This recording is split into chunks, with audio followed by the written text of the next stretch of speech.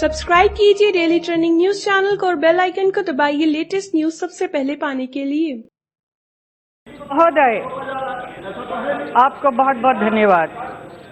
मैं पहले आपको बधाई देना चाहती हूं क्योंकि आप कल तक हमारे बीच में बैठे थे और आज आप लोकसभा के उस सीट पर आसन होकर एक बहुत ही आप सौभाग्यशाली हैं। मैं भगवान से यही प्रार्थना करती हूँ कि आपका स्वास्थ्य अच्छा हो और आपकी मनोकामनाएं सब पूरी हो। और मुझे पूरा विश्वास है कि आप हम सबके साथ न्याय ज़रूर करेंगे।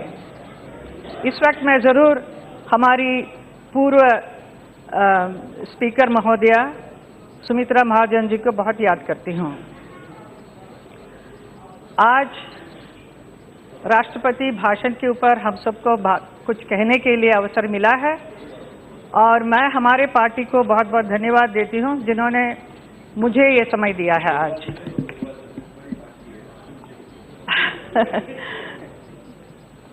I must say, we the members of this august house are really lucky to be part of this great transition taking place in our country.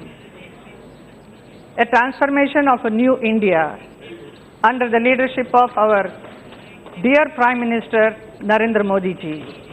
It was his vision and dream to make our country and bring it to a new level, which I think the work already started in the last 5 years, from 2014 to 2019, and that is the reason we won with a huge margin in the last election.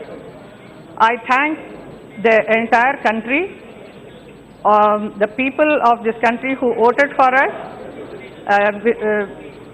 I thank them beyond caste and creed they voted. That shows how much faith they have in us. And also all the women voters who came fearlessly forward and voted for us.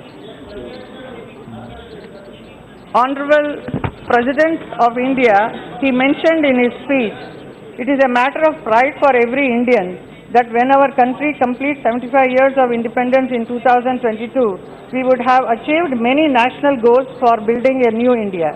To pave the way for the golden future of new India, my government has resolved to work on an action plan.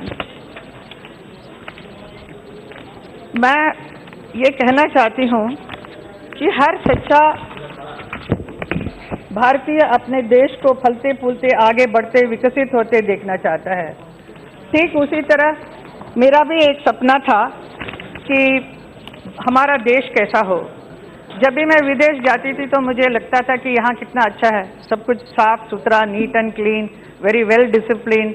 हमारा देश में ऐसा क्यों नहीं है? जब भी मैं वापस आती थी हमारे देश में तो मुझे बहुत दुख होता था कि ऐसा क्यों नहीं है, हमारा देश भी ऐसा होना चाहिए। तो मुझे कहते हैं कि भले देर से हो लेकिन खुली आंखों से देखा गया सपना सच होता है। और मैं स्वयं को बहुत सौभाग्यशाली मानती हूँ कि मेरे जीवन काल में मोदी जी के नेतृत्व में मैंने इन सपनों को सच होते देखा है। मैं इन सपनों को सच होते देख रही हूँ, एक नए भारत का निर्माण होते देख रही हूँ, न्यू इंडिया बनते देख रही हूँ। मोदी सरकार के वैसे अनगिनत उपलब्धियां हैं, बहुत सारे हैं, जैसे किसानों के हित में, जवानों के लिए, वेलफेयर के लिए और शिक्षा क्षेत्र में, स्वास्थ्य में, ऐसे बहुत कुछ है। लेकिन सबसे ज़्यादा बहुत ही बढ़िया और अद्भुत जो है वो विमेन एम्पावरमेंट। आज मैं कहूँगी कि हमारे देश की बहुत सारी महिलाएं, specially the young ones, are doing really very well और कंधे से कंधे मिलाकर बहुत कुछ काम कर रही हैं। आप देख लीजिए, जैसे बैंक में बैंक चेयरमैन के पदवी में हर सर्विस सेंटर में महिलाएं हैं। आप ये भी देख सकते हैं, मेट्रो भी चलाती हैं, उबर भी चलाती हैं और यहाँ तक कि हम जिस हवाई जहाज़ में उड़ते हैं बहुत सारी young pilots are there, young girls are flying the aeroplane. यहाँ तक इतना ही नहीं, आर्मी, नेवी और एयरफोर्स में भी महिलाएं हैं। और ये भी सुना है कि एयरफोर्स में फाइटर प्लेन भी ये लड़कियां चलाती हैं। Hats off to those young girls. और इतना ही नहीं, हमारे भी फिल्म इंडस्ट्री में बहुत सारी महिलाएं आगे आई हैं और बहुत सारे क्षेत्र में, जैसे डायरेक्शन हो या फिल्म स्क्रिप्ट राइटिंग हो या camera, behind the camera, all kind of thing they are able to do, which is really remarkable and we really feel very proud to see them. And apart from that, so many doctor engineers are there, doctors are there, and scientists are there, astronomers. ऐसे बहुत सारे जगह पे हमारी महिलाएं बहुत सारे काम करती आई हैं. महिलाएं चाहे गांव की हो या शहर की, चाहे जिस जाति या धर्म की हो, मोदी सरकार ने उनको उनका हक दिलाया है. महिलाओं के लिए कई योजनाएं शुरू की हैं, खास तौर पर गांव में रहने वाली महिलाओं के लिए, जैसे उज्ज्वला योजना, जिस योजना के बारे में मैं कहना चाहती हूं, कब तक आंखों में रहेंगे आंसू और फेफड़ों में चूल्हे का धुआं, कुछ ऐसा ही था गांव की महिलाओं का सोचना. लेकिन उन्हीं महिलाओं की आंखों से आंसू पहुंच के धुएं का रुख जिसने मोड़ दिया, ऐसी बनी उज्ज्वला योजना. महिलाओं के आत्मसम्मान और गरिमाओं को बचाने के लिए गांव-गांव के घर-घर में शौचालय का निर्माण करना, मिशन इंद्रधनुष के तहत टीकाकरण, बेटी बचाओ बेटी पढ़ाओ में बहुत सारी जो भ्रूण हत्या होती थी वो बहुत कम हुआ है अभी इसकी वजह से. प्रधानमंत्री आवास योजना में महिलाओं को रजिस्ट्री में प्राथमिकता मिलना, मुस्लिम और अन्य अल्पसंख्यक बहनों के हक को ध्यान में रखते हुए योजनाएं बनाना, ये साबित करता है कि आज हमारे देश के गांव की महिलाएं से लेकर शहर की महिला तक सबके विकास के लिए कितना काम हुआ है. यही तो है न्यू इंडिया. महोदय, जहां 2009 लोकसभा इलेक्शन में महिलाओं का वोट परसेंटेज सिर्फ 55.82% था, वहीं वो वोट परसेंट 2014 के इलेक्शन में 65.3% हो जाना और आश्चर्यजनक रूप से 2019 में जंप होकर 69% महिलाओं का वोट देना बहुत बड़ी उपलब्धि है, न सिर्फ सरकार की बल्कि देश की हर महिला की. और महोदय, संसद के इतिहास में पहली बार 30 नहीं, 40 नहीं, 50 नहीं, 50 या 60 नहीं, बल्कि 78% महिला सांसदों का इस सदन की गरिमा बढ़ाना, 78 महिला सांसदों का इस सदन की गरिमा बढ़ाना देश की हर महिला के लिए सम्मान की बात है, अभिमान की बात है, जिसका श्रेय हमारे प्रिय प्रधानमंत्री जी को मैं देना चाहती हूँ.